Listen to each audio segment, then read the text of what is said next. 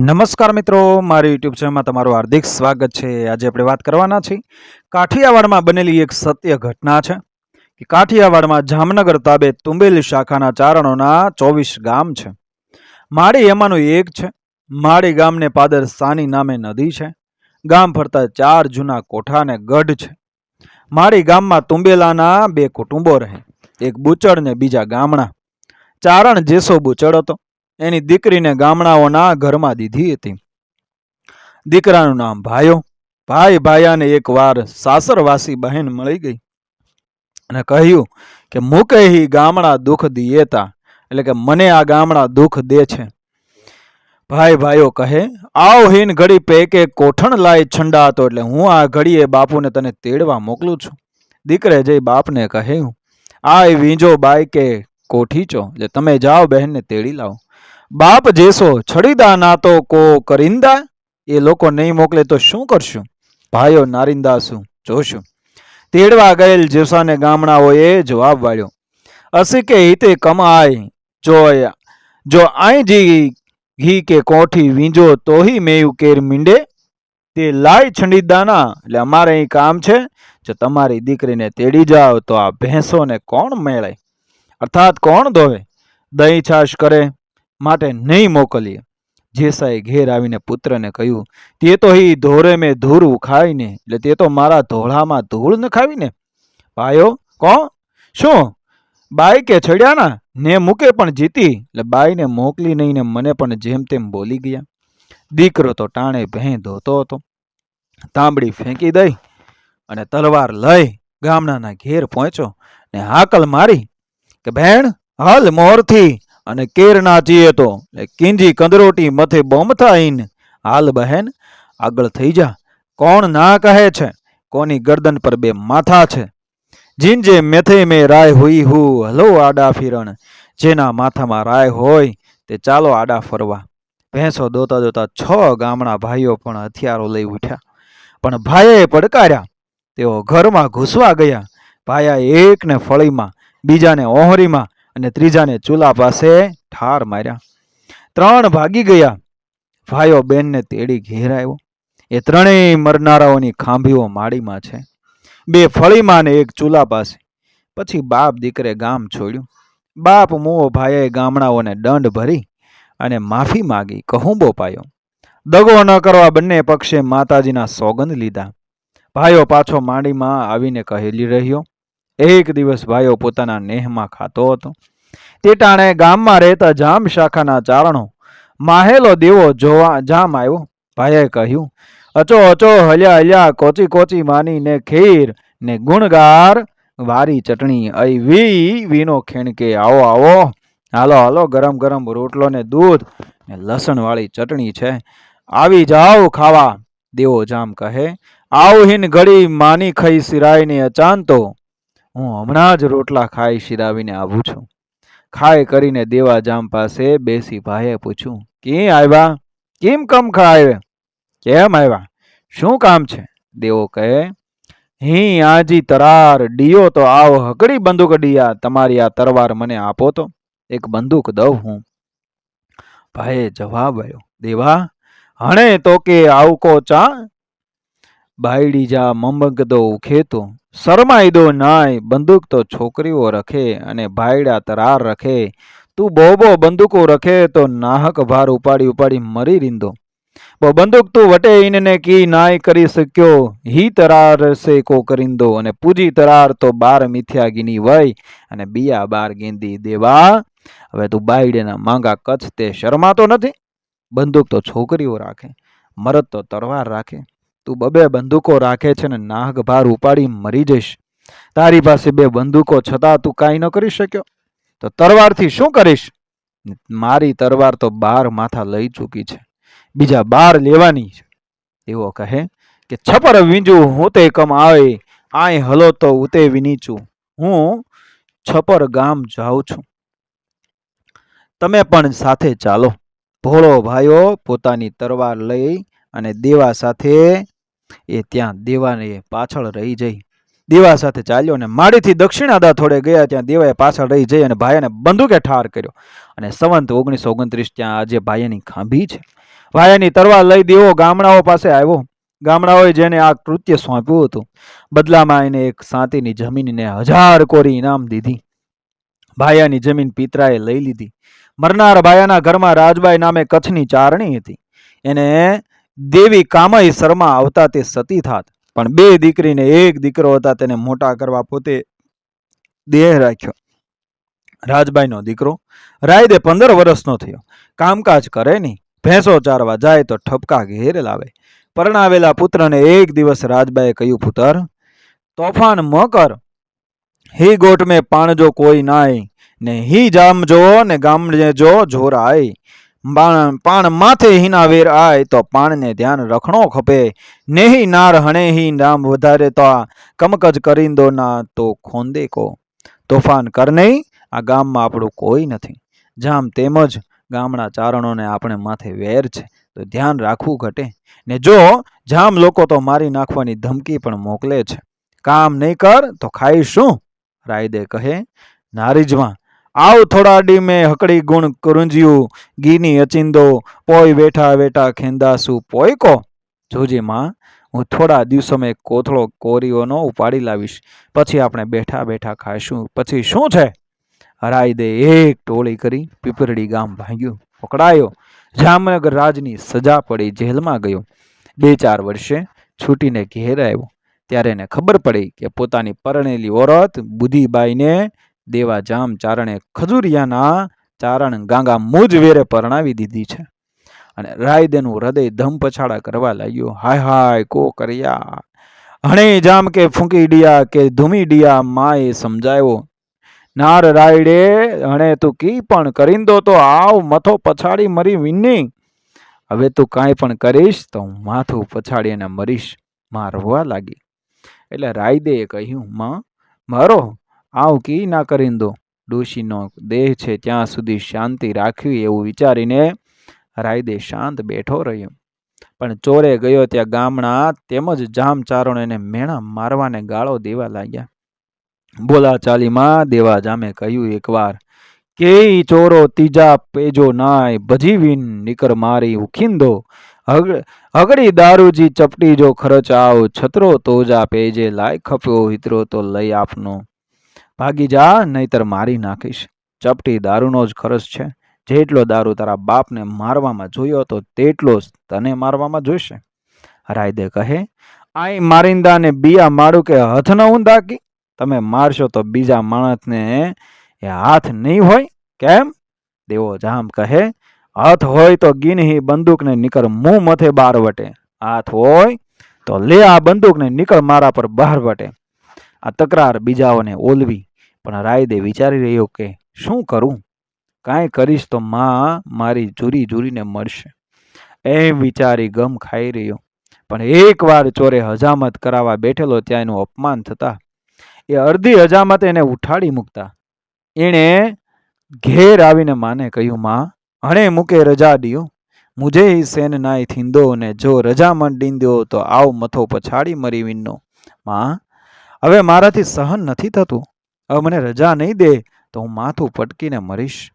આ સાંભળ્યા પછી રાજબાઈના શરીરમાં આ એક કામૈયા આવ્યા. પોતે ધૂણ્યા, પુત્રનો વાહો થાબડ્યો. વીંજ બેટા, રજા ડિયાતી પણ ધ્યાન રાખીજ. મુજી કુખ લજાઈજમાં, ને માતાજી તોજી રક્ષા કરે. વીજ લોઢેજા કમાડજો રીંદો, આશીષ દિયાંતી. જા બેટા, પણ ધ્યાન રાખજે, મારી કુખ લજાવીશ નહીં. જા, માતાજી તારી રક્ષા કરે, ને તું લોઢાના કમાડ જેવો રહીશ. આશીષો દઉં છું, પણ કુંવારી જાન ન લૂંટજે. જે ગામ ભાંગ તેનું દૂધ ન ખાજે. મીઠામાં હાથ પડે તે ગામની લૂંટ મૂકી દેજે. બેટાને છાતીએ લીધો ત્યારે રાયદે પગે લાગી અને રડતા રડતા ભાંગ્યા તૂટ્યા શબ્દો કહ્યા, માં માફ કરીશ, આવકી પણ આયજી સેવા કરી નાઈ શક્યો. માં માફ કરજે, હું તારી કાંઈ પણ સેવા કરી ન શક્યો. રાયદે ચાલ્યો ગયો. તે પછી તુરત જ રાજબાઈ ઘરમાં અલોપ થઈ ગયા. રાયદે અમરેલી જઈને એ લાંસરમાં દાખલ થયો. ત્યાં વધીને દફેદાર બન્યો. ત્યાંની એની બદલી રાજકોટ થઈ. ત્યાં પોતે કમાન્ડિંગ સાહેબના મડમ પાસે જઈ બેસતો ને વાતો કરતો. મડમે રાયદેને ભાઈ તરીકે માન્યો હતો. પણ રાયદે બેઠો બેઠો એક દિવસ વિચાર કરે છે, આવ તો હિતે નોકરી કરાતો, પણ વેર તો હી ને હી રહી રહ્યો. હું અહીં નોકરી કરું છું, પણ વેર તો એમ ને એમ રહી ગયું. મડેમે પૂછ્યું, क्या विचार करता है रायदे? रायदे कहे कि मेरे को गांव जाना है। मडम कहे, कौन गांव? हमारा माड़ी गांव। अच्छा तो जाओ, मैं साहब को बोल के रजा दिलाऊंगी। यूं नड़ी तो डू यूं, ये तुम्हारा झोटा दो, कारतूस दो, घोड़ा दो, ड्रेस दो, तो जाना है। मडम कहे, अच्छा भाई। मडमे रजा अपावी, झोटाड़ी बंदूक, कारतूस, ड्रेस बधु अपाव्યું ને રાયદે તે પહેરી ઘોડે સવાર બની બારાડી તરફ પડ્યો ને રસ્તે એની ખોપરી બોલતી રહી, આવ જડે દેવે કે વજે કે સામત કે હી બધાય જામ કે મુજી બાયડી રાખીને વીઠો અહીં ગાંગે કે જડે ઘૂમી ડિયા ફૂકી ડિયા મારી ઉખ્યા તડે જ ઠીક ચોવાય મુજા પેજો મારી તલ કો જીરો રેતો તો આવ મુજી માંજે પેટ પાણો પડ્યો ચોવાવ. હું જ્યારે દેવાને વજાને સામતને એ બધા જામને તેમજ મારી બાયડીને રાખી બેઠેલ ગગાને ફૂંકી દો ત્યારે જ ઠીક કહેવાય. મારા બાપનો મારનાર કોઈ જીવતો હોય ત્યાં સુધી હું માને એ પેટ પાણો પડ્યો કહેવા. મારી ગામમાં સંવંત 1944ના આસો સુદ પૂનમને દિવસે 4 વાગે સાંજે પહોંચી તેણે દેવાના ભાઈને ઠાર માર્યો. દેવોનો જડ્યો, ઘોડાને ઉપાડ્યો. થોડે આગે એક હરદાસ નામનો ચારણ મળ્યો. એના ખભામાં પાવડી જડેલી પટાવાળી કુમકુમિયાવાળી તરવાર હતી, હાથમાં ફરસી હતી, પગના જોડા ચરડ ચરડ બોલતા આવતા હતા. ઓળખ્યો, ચોટાળી ચડાવીને સામી ધરી. હરદાસે હાથ જોડી કહ્યું, રાયદે આવતો તો જો કૂતો આયા. રાયદે કહે, ભેંસા ચારણથી તરાર બંધી માફી માંગે તો વીજ કૂતા ડે તરાર. હે નાલાયક, ચારણ થયો છે, તરવાર બાંધી છે ને માફી માંગે છે? ચાલ્યો જા કૂતા, દઈ દે તારી તરવાર.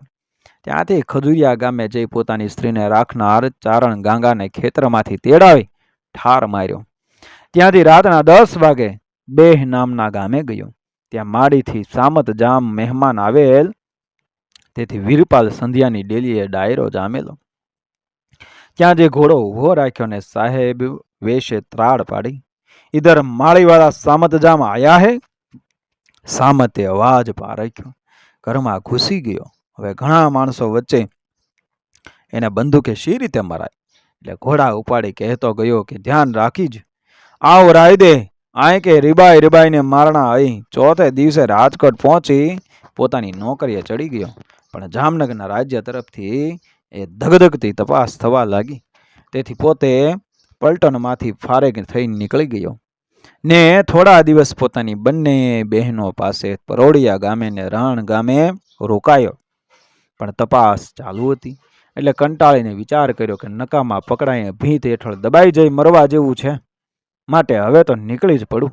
અને સંવંત 1945ના ચૈત્ર માસમાં એને 10 માણસોની ટોળી બાંધી.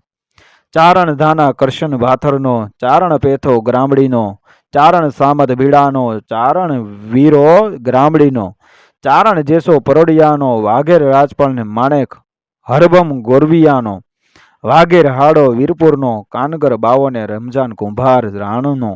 ગ્રામડી જઈને મમાય માતાજીને પગે લાગી માગ્યું, સામે પગલે મોત દીજ.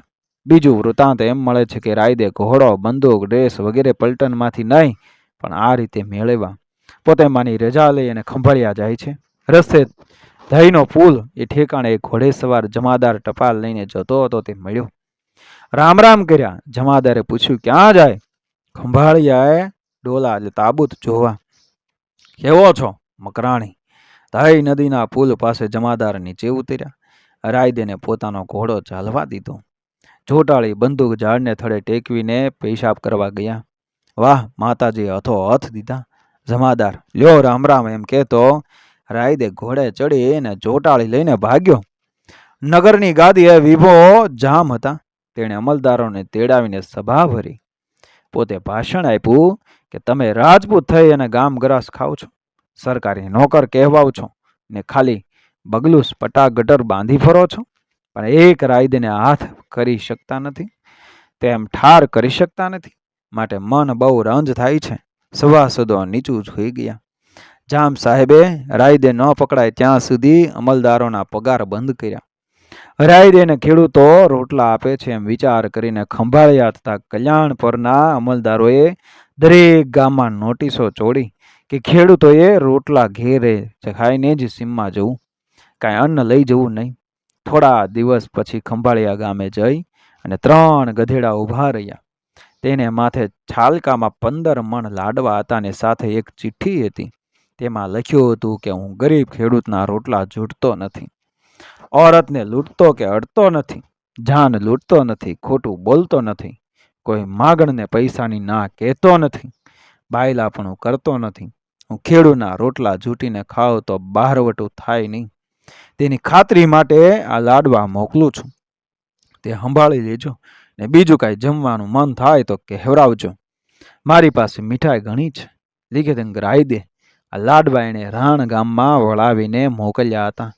આપી પરિણામે અમલદારોએ ખેડૂતોને રોટલા સીમમાં લઈ જવાની છૂટ પૂના, સાગા, રામાબા, સુણો, પાણજે, પાણેલી, જોરણી અઈ ને ડીએચ જોરણી અઈ ન જોરા તો જોગ માયાજી દુઆઈ હણે ભલે મુજે પઠાણ મારી ઉખઈ. આ રીતે એક દિવસ રાયદે જ્યારે સાંભળ્યું કે પાનેરી ગામ પર તો ગોંડલ રાજનો એક પઠાણ ફોજદાર એ 50 પઠાણોને લઈને રાયદેને ઝેર કરવાનું બીડું ઝડપીને બેઠો છે કે રાયદે આવે તો કઈ જગ્યાએ ગુંદામાં બંદૂક મારી ઠાર કરું. ત્યારે તેણે સાથીઓ સમક્ષ પાનેલી ભાંગવાની ને તે પણ દિવસે ભાંગવાની પ્રતિજ્ઞા કરી. એક દિવસ એક વાદી બહારવટિયાના રહેઠાણમાં આવ્યો ને રાયદેના રાહડા બોલવા લાગ્યો.